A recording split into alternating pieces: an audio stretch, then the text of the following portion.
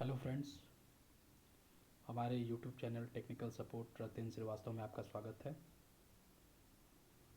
आज हम लोग डिस्कस करेंगे मैकेनिकल इंजीनियरिंग का बहुत ही इम्पॉर्टेंट टॉपिक कपलिंग के बारे में। और ये हमारा कपलिंग पे दूसरा वीडियो है। अगर आपको कपलिंग के बारे में विशेष और जानकारी लेना तो आप पहली वाली जो वीडियो हमारी है उसको देख के अगर आएंगे तो ये सेकेंड पार्ट्स 2 इसका आपको समझ में आएगा। पहले वाले लेक्चर में जो हमने वीडियो बनाया हुआ है उसका introduction, advantage, disadvantage, application and types, तो फुल कॉन्सेप्ट पे हमने बनाया हुआ है कपलिंग पे ये क्वेश्चन। तो सबसे पहले जिन लोगों ने हमारे चैनल को सब्सक्राइब नहीं किया वो सब्सक्राइब करें, लाइक करें और अपने फ्रेंड के साथ शेयर करें। तो आइए हम लोग डिस्कस करते हैं कपलिंग के बारे में। तो टाइप्स ऑफ कपलिंग एक बार फिर से हम लोग रिपीट कर लेते हैं इसको, क्योंकि पिछले वाले लेक्चर में मैंने आपको बताया था, तो इसमें भी थोड़ा सा देख लेते हैं। मफ और slip coupling, split muff coupling, flange coupling, bush pin types coupling, gear coupling, fluids coupling, रिस्पा ज्वाइंट्स या कपलिंग, यूनिवर्सल ज्वाइंट्स और हुक्स कपलिंग या ज्वाइंट्स। तो ये 8 टाइप के हमारे कपलिंग हैं। तो ये इन्हीं 8 टाइप्स को हम लोग को पढ़ना है और समझना है। तो बेसिकली ये डिप्लोमा बीटेक वालों के लिए भी बहुत इंपॉर्टेंट चीज़ है कपलिंग, इवन पूरी मैकेनिकल ब्रांच के लिए है। तो इसको हम लोग समझेंगे। तो मफ मफ और slip coupling are nothing but just sort of think hollow cylinder pipe called slip or muff। कहने का मतलब है कि स्लिप कपलिंग कुछ भी नहीं है, लेकिन एक सिर्फ मोटी खोखला सिलेंडर पाइप को स्लिप या मफ कपलिंग कहते हैं। किसको? मोटी खोखले सिलेंडर या पाइप। तो आप लोग जैसा कि ये डायग्राम में देख रहे होंगे फिगर के माध्यम से, तो ये हमारा क्या है? स्लिप कपलिंग है।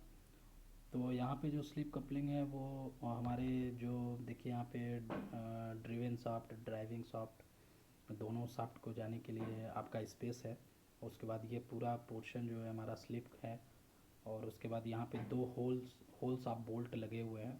बोल्ट को फिट करने के लिए हमारे होल लगे हुए हैं, होल बने हुए हैं। अब यहाँ पे ड्राइविंग शाफ्ट और ड्रिवन शाफ्ट दोनों को फिट करेंगे।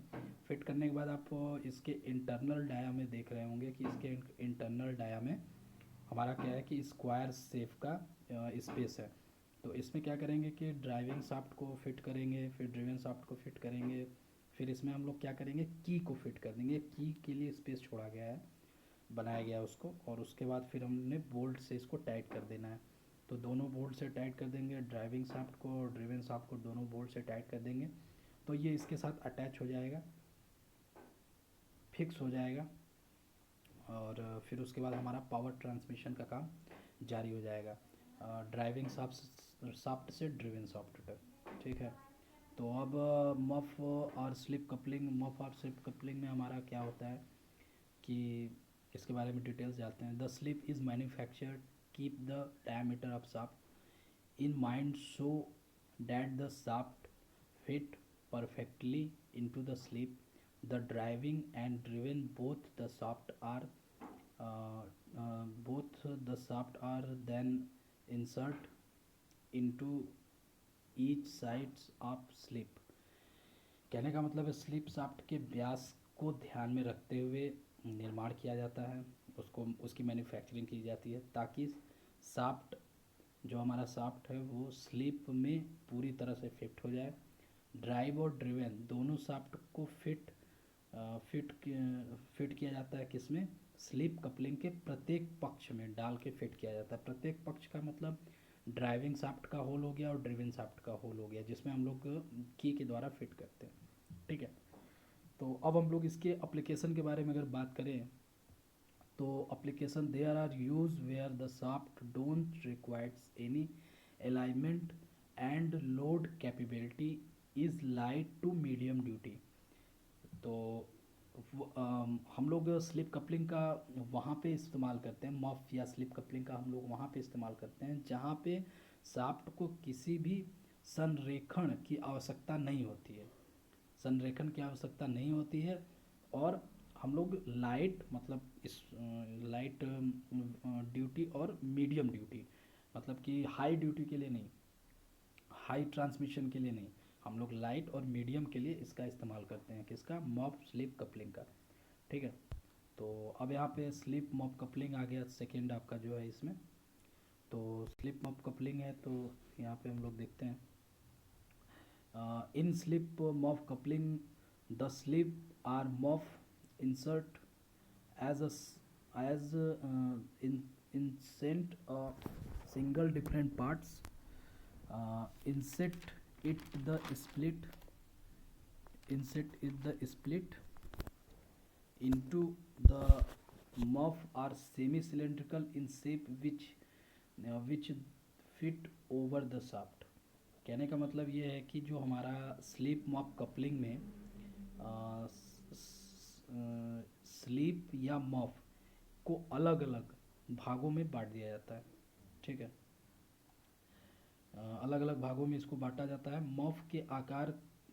मॉफ का जो आकार होता है वो अर्ध बेलनकार होता है, जो शाफ्ट के ऊपर फिट होता है। अब यहाँ पे आप देख रहे होंगे डायग्राम के माध्यम से, एक बार हम लोग ध्यान से इसको समझते हैं कि हमने क्या बताया कि ये जो जो दोनों हमारा स्लीप मॉफ कपलिंग है ये अलग अलग पार्ट्स में है।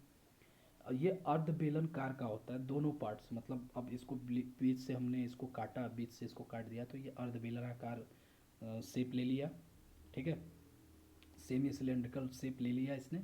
तो सेमी सिलेंड्रिकल शेप ले लिया, तो अब देखिए इसमें एक गोल्डन कलर का है आपका कपलिंग और एक हमारा रेड कलर का होता है। अब ये दोनों कपलिंग को हम लोग ने शाफ्ट के ऊपर अटैच करने के बाद नट बोल्ट से टाइट कर दिया। टाइट करने के बाद की वे जहाँ लिखा हुआ है आपका की वे, तो की वे में हमने क्या किया, की को फिट कर दिया। की को जैसे ही उसमें डाला वो दोनों साइड से, यहाँ पे ड्राइविंग शाफ्ट और ड्रिवन शाफ्ट दोनों में हमने की को फिट कर दिया। तो इससे क्या है, हमारा बिल्कुल एकदम फिट हो जाता है स्लिप मॉप कपलिंग में। अब ये बोल्ट के माध्यम से हमने इसको टाइट कर दिया। अभी इधर भी बोल्ट है और उधर भी बोल्ट है, तो 3 3 6 बोल्ट से इसको टाइट कर दिया बिल्कुल परफेक्टली। तो ये हमारा पावर ट्रांसमिशन का काम करने लगा, स्लिप मॉप कपलिंग। अब हम इधर आते हैं next. Thread holes are provides on the muff so that both the shaft can be joint with steel bolt or stud. कहने का मतलब है कि जो हम लोग ने जो थ्रेड बोल्ट होता है मॉप पर, जो थ्रेड बोल्ट प्रदान किया जाता है ताकि उसमें हम लोग थ्रेड बोल्ट बनाते हैं। अब थ्रेड बोल्ट बनाने के बाद सबसे पहले हम लोग क्या करेंगे, जो सेमी सिलेंड्रिकल पार्ट है दोनों में हम लोग होल करेंगे। होल करने के बाद उसमें इंटरनली क्या करेंगे, थ्रेड बनाएंगे। इंटरनली थ्रेड बनाएंगे, आंतरिक चूड़ी हिंदी में इसको बोलते हैं। इंटरनली थ्रेड बनाने के बाद इसको हम लोग क्या करते हैं, स्टील बोल्ट से या तो स्टूड से इसको हम लोग ज्वाइंट कर देते हैं। ठीक है, next the special features of the couplings that is that it can be assembled and disassembled without change of position of shaft। कहने का मतलब अगर हम लोग इस स्प्लिट मॉप कपलिंग की बात करें तो इसमें हमारा स्पेशल फीचर्स क्या है कि इसको हम लोग किस विदाउट शाफ्ट का पोजीशन चेंज किए बिना हम लोग असेंबल और डिसअसेंबल कर सकते हैं। किसको, स्प्लिट मॉफ कपलिंग को। ठीक है, तो एक बार फिर से समझ लीजिएगा कि जो हम लोग का इसका स्पेशल फीचर्स क्या होता है कि जो हम लोग का शाफ्ट है उसका पोजीशन को बगैर चेंज किए ही हम लोग इस कपलिंग को निकाल सकते हैं और लगा सकते हैं, मतलब असेंबल कर सकते हैं और डिसअसेंबल कर सकते हैं, जोड़ सकते हैं और इसको निकाल सकते हैं। ठीक है, अब एप्लीकेशन की इसकी बात करें, application split muff coupling there are use to medium to heavy duty load. ये इसमें क्या होता है कि जो हमारा जो इसका एप्लीकेशन की अगर हम लोग बात करें स्प्लिट मॉप कपलिंग का, तो ये यूज़ होता है कहाँ पे, मीडियम से हैवी ड्यूटी लोड के लिए यूज़ होता है। मीडियम और हैवी ड्यूटी ट्रांसमिशन लोड के लिए ये यूज़ हो जाता है। इसमें लो के लिए जगह नहीं है। लो के लिए अगर हम लोग को का लो पावर ट्रांसमिशन करना है तो हम लोग क्या करेंगे, स्प्लिट मॉप कपलिंग का इस्तेमाल करें, उसका जो स्लिप मॉप कपलिंग है उसका इस्तेमाल करेंगे। लेकिन यहाँ पे हम लोग स्प्लिट मॉफ कपलिंग है तो यहाँ पे हम लोग क्या करेंगे कि मीडियम टू हैवी ड्यूटी का इस्तेमाल करेंगे। ठीक है, तो नेक्स्ट हम लोग चलते हैं flange coupling. Flange coupling is also flange coupling is also an easy to manufacture coupling and it similar to slip। कहने का मतलब है कि जो हमारा फ्लिंज कपलिंग है, फ्लिंज कपलिंग का जो मैन्युफैक्चरिंग है बहुत ईजिली होता है और ये सिमिलर है, मतलब एक जैसा है किसके, स्लिप मफ कपलिंग के जैसा होता है, स्लीप मफ कपलिंग के जैसा होता है। और इसकी जो मैन्युफैक्चरिंग है ये ईजिली होती है, अच्छे से कर ली जाती है, इसको बना लिया अच्छे से जाता है। और फ्लेंज कपलिंग का हम लोग डायग्राम देखेंगे। फ्लेंज कपलिंग का यहाँ पे डायग्राम हम लोग देख रहे हैं, तो यहाँ पे हम लोग समझते हैं फ्लेंज कपलिंग का डायग्राम। तो देखिए यहाँ पे फ्लेंज कपलिंग में एक जगह की लगा हुआ है, की, और एक हमारा ड्राइविंग शाफ्ट आया हुआ है, इधर ड्रिवन शाफ्ट आया हुआ है, और इसके बाद फ्लेंज है यहाँ पे, फ्लेंज जो ये दोनों पार्ट्स उसमें हब भी लगा हुआ है। तो अब यहाँ पे नट बोल्ट के माध्यम से टाइट किया गया है। तो सबसे पहले हम लोग क्या करेंगे कि जो हमारे ड्राइविंग शाफ्ट ड्रिवन शाफ्ट है उसको हब में फिट करेंगे। हब में फिट करने के बाद, हब में इसको ड्राइविंग शाफ्ट को फिट करने के बाद हम लोग नट बोल्ट से इसको टाइट करेंगे। नट बोल्ट से टाइट करने के बाद हम लोग की फिट कर देंगे, की को हम लोग फिट कर देंगे। या तो आप ऐसा भी कर सकते हैं कि हब में डालने के बाद की लगाने के बाद नट बोल्ट से इसको टाइट कर सकते हैं। तो ये हमारा पावर ट्रांसमिशन का काम करने लगेगा, फ्लेंज कपलिंग। ठीक है, तो ये डायग्राम में बहुत इजी है, डायग्राम आप लोग समझेंगे तो अच्छे से समझ में आएगा। ठीक, और आशा करते हैं कि आपको समझ में आ ही रहा होगा अच्छे से। ठीक है, next, flange coupling. The flange coupling are then joint together with bolt and nut. ये बोल रहा है कि फ्लेंज कपलिंग नट और बोल्ट के माध्यम से जुड़ा होता है, जैसे आपने डायग्राम में इसको देखा भी। और key section is also provide on the hub and shaft so that there is not slip condition. कहने का मतलब है कि ये नट बोल्ट के माध्यम से जुड़ा होता है और जो हमारा की होता है वो हब और सॉफ्ट से दोनों से फिक्स होता है। और की इसलिए लगाया जाता है कि जिससे हमारा स्लिप ना हो। क्या क्या स्लिप ना हो, हब और शाफ्ट, शाफ्ट और हब हमारा दोनों एक दूसरे के साथ जुड़ा हो और स्लिप ना हो। ठीक है, और टेपर की इज यूज हियर, मतलब कहने का कि यहाँ पे हम लोग टेपर की यूज़ करते हैं। देखिए की के भी टाइप्स बहुत होते हैं, संग की होता है, टेपर की होता है। ठीक है, तो ये सब रेक्टेंगुलर की होता है, तो ये सब बहुत सारे टाइप के हमारे की हैं। ठीक है, एक की पे भी हम वीडियो बनाने जा रहे हैं आप लोगों के लिए, तो उसमें भी आप लोग को ज़्यादा समझ में आएगा। तो जो यहाँ पे हम लोग टेपर की होता है उसका इस्तेमाल करते हैं फ्लेंज कपलिंग में। फ्लेंज कपलिंग में हब और शाफ्ट को फिक्स करने के लिए, और वो फिक्स इसलिए किया जाता है कि ये हमारा स्लिप ना हो पाए। कौन सा, हब और शाफ्ट। ठीक है, तो यहाँ पे फिर उसके बाद हमने क्या बताया कि टेपर की यूज़ होता है। तो there ensure that the hub don'ts loosens up and up or move backwards and stay attached to the shaft। तो कहने का मतलब की हमारा यह सुनिश्चित करता है कि हब ढीला तो नहीं है या पीछे की ओर तो नहीं बढ़ रहा है, और शाफ्ट से जुड़ा है कि नहीं, और जुड़ा रहता है। हमारा की क्या करता है कि ये काम करता है कि भाई ये पीछे की तरफ तो नहीं जा रहा है, अब वो मूव तो नहीं हो रहा है बैकवर्ड दिशा डायरेक्शन में, और ये शाफ्ट के साथ अटैच है कि नहीं है, ये सब चीज़, और ढीला ढाला तो नहीं है। ये सब चीज़ें फंक्शन हमारे की के आते हैं इसमें। ठीक है, अगर हम लोग इसके एप्लीकेशन की बात करें, flange coupling are use to the medium heavy duty industrial application. मतलब कि कहने का कि इसमें मीडियम और हैवी लोड ड्यूटी के लिए, पावर ट्रांसमिशन के लिए हम लोग फ्लेंज कपलिंग का इस्तेमाल कर सकते हैं। अब इसमें क्या होता है कि हम लोग इसको इंडस्ट्रीज़ में अपने यूज़ करते हैं।